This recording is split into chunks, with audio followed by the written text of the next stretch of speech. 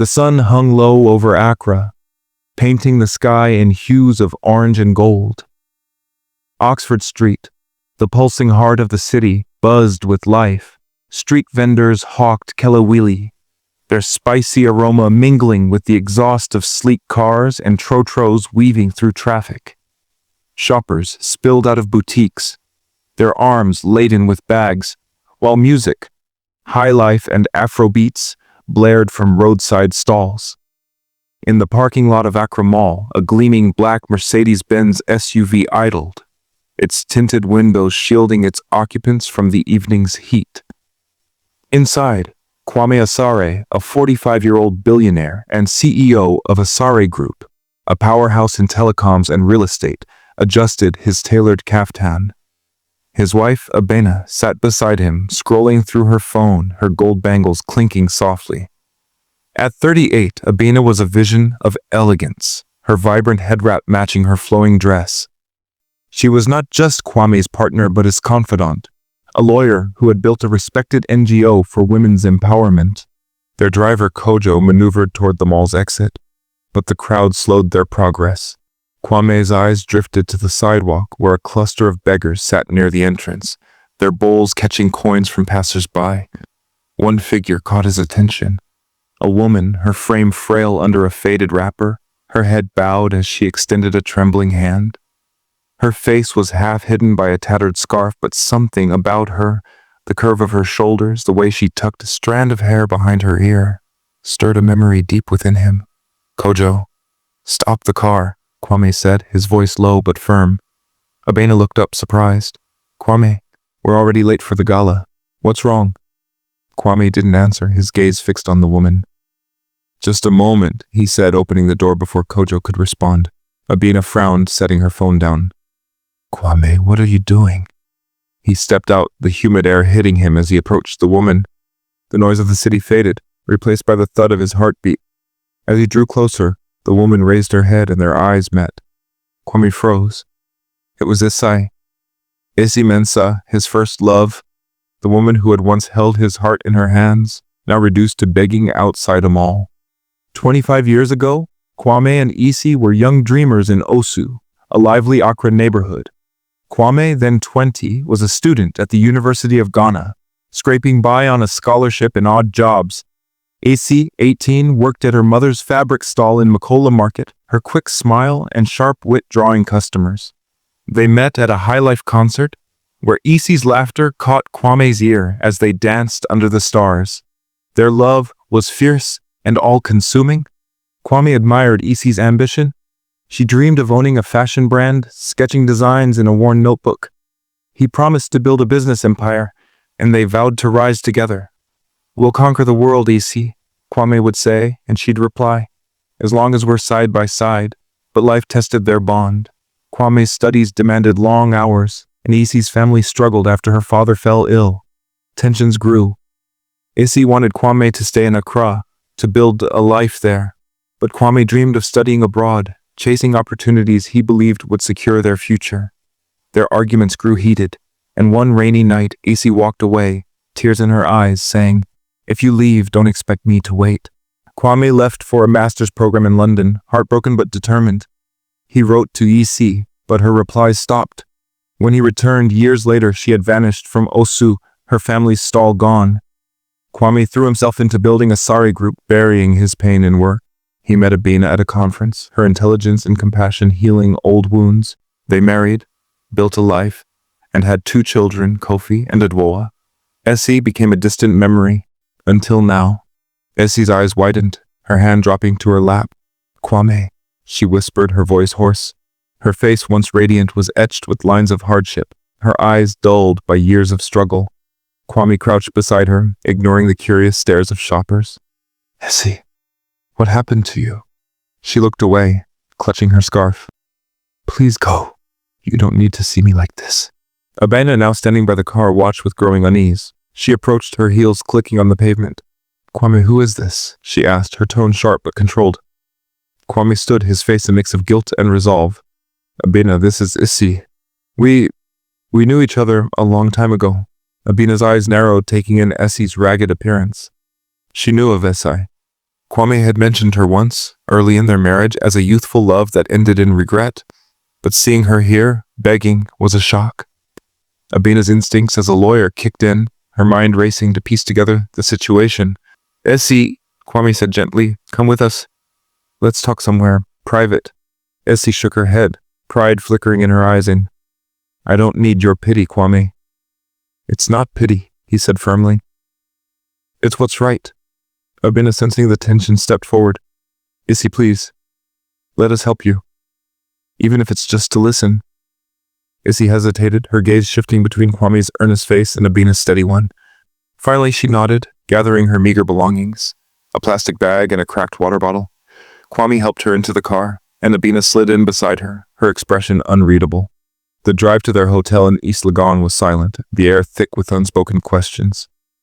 Essie sat stiffly, clutching her bag, her eyes fixed on the floor. Abina glanced at Kwame, her mind swirling. She trusted her husband, but this sudden encounter with his ex and his intense reaction unsettled her.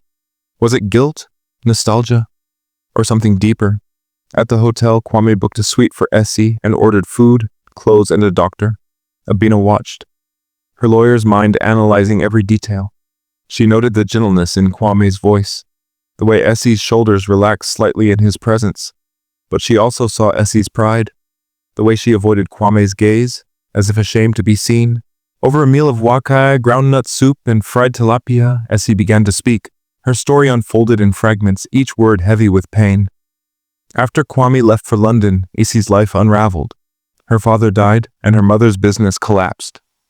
Desperate, Essie married a trader who promised stability but turned abusive. She fled with their infant daughter Amma surviving on odd jobs, sewing, cleaning, hawking. But illness struck, draining her savings.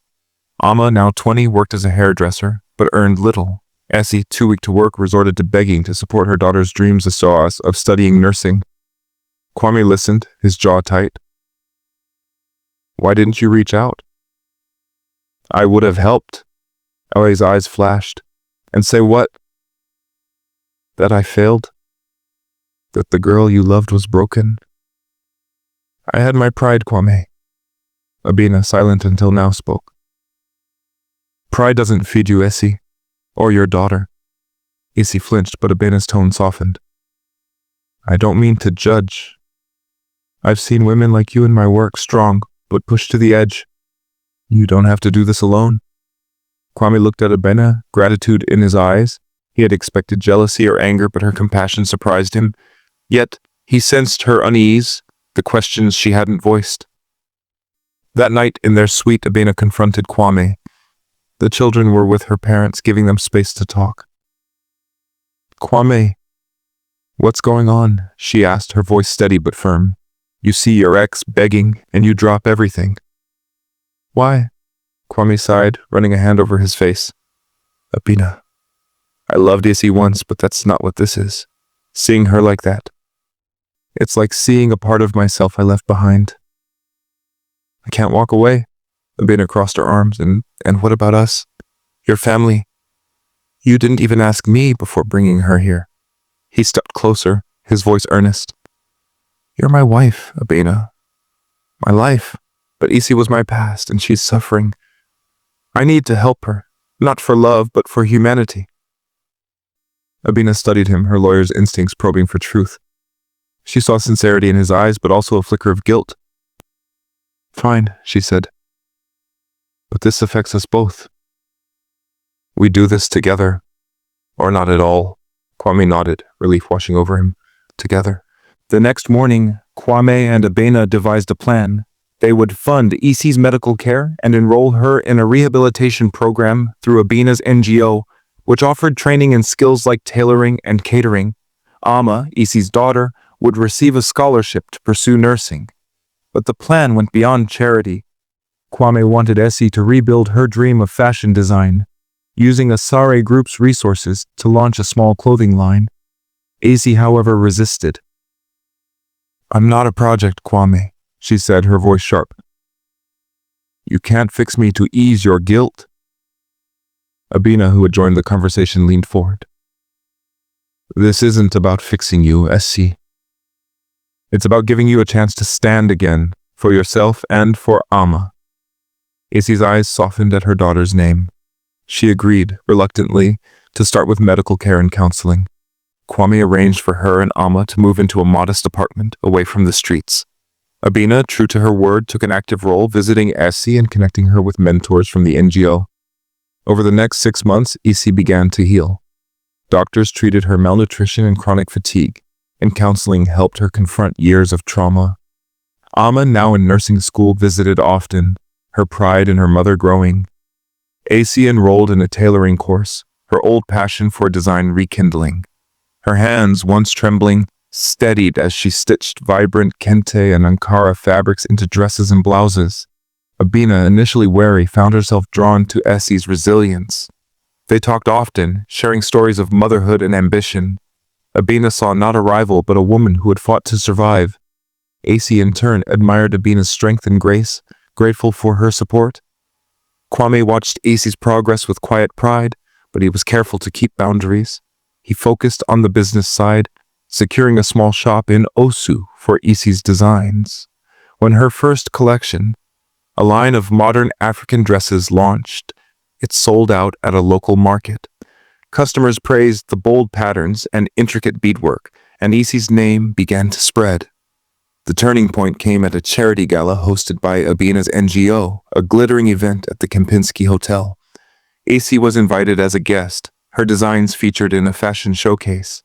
She arrived in a dress she had made, a flowing gown of gold and green kente, her head held high.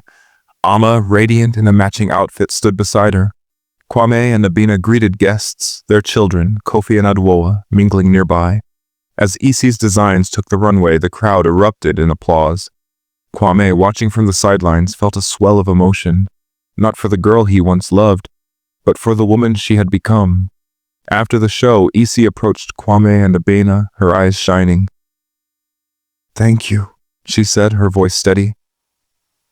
"You gave me back my life." Kwame smiled, but before he could speak, Abina did something that stunned him. She stepped forward and hugged Acey, her arms tight. "You did this, Acey," she said. We just opened the door." The guests nearby gasped, whispering about the billionaire's wife embracing a former beggar. Kofi and Adwoa, watching, exchanged confused looks. Kwame, his heart full, realized Abina's gesture was more than kindness. It was a public declaration of unity, a rejection of judgment. Her action shocked him, not because it was out of character, but because it showed the depth of her compassion, even in the face of her own doubts. The gala marked a new chapter. Acey's clothing line, named Amma's Light after her daughter, grew into a brand sold across Ghana and beyond. She hired women from Abina's NGO, giving them jobs and purpose. Amma excelled in nursing school, inspired by her mother's journey. Kwame and Abina, their marriage strengthened by the experience, launched a foundation to support second chances, with Acey as an ambassador. One evening, the three sat on the balcony of Acey's shop, sipping sobolo and watching Oxford Street come alive. "I never thought I'd be here," Acey said, her voice soft. "Not after everything," Abina smiled. "You were always more than your pain, Acey." Kwame raised his glass to rising eyes again. Their story spread through Accra, shared in markets, churches, and on social media. Amma's Light trended, with videos of Acey's designs and her journey going viral. It became a testament to love's enduring echoes, not romantic but human. Abina's embrace at the gala, once shocking, was now legend, a reminder that compassion could bridge even the widest divides.